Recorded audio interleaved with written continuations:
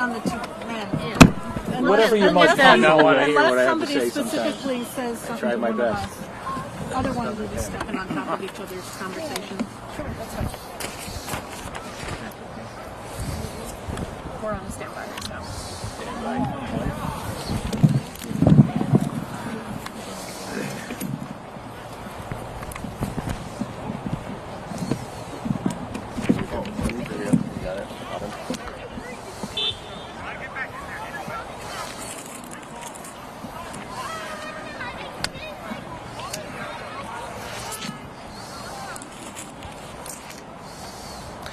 Rachel, good evening again to you. When Dennis Drue was released from prison earlier this morning, 10 years after his conviction, it came as no surprise to the family members. They were kind of expecting him to be released in November. It's about 6 or 7 months early, but that was not unexpected.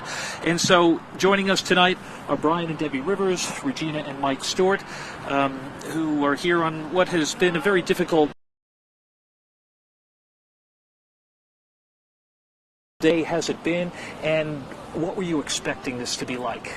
Well, I mean, we knew this day was coming, whether it was going to be within 10 years or 15 years or 2 years, and we knew it was going to be tough, but I don't think we anticipated that it was going to be as tough as it was today.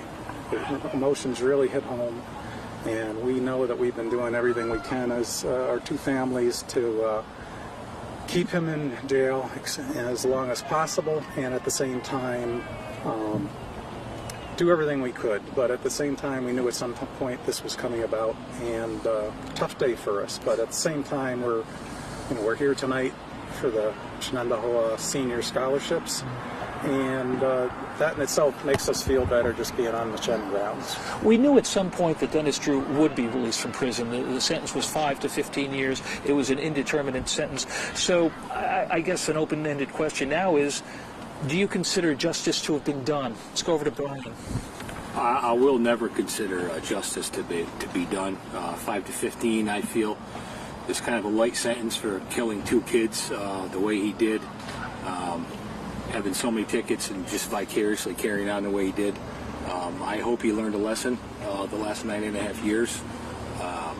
Very tough community to come back to. A lot of broken hearts here, and so hopefully he stays on the straight line and learn from it all. And it's a very tough day, like Mike said. Hit home a little bit harder than I had anticipated. But we're here tonight for the awards, and we should speak volumes for us all that we're, doing the best we can today and continue to get back to the community. I know that both of your families have been doing everything you can to keep Drue in prison as long as possible, and I know you've been following the parole hearings, and I just wanted to share something that Drue said. In a way, I feel like it's going to be really difficult for them, meaning the families, but I feel like in another way, they will be able to move on, hopefully to another part of the healing. I'm hoping that they could find healing when I am released, maybe in some way, because they won't have to appear before the parole board anymore. Is that something you want to react to? Healing? No, we're not healed. We'll never be healed.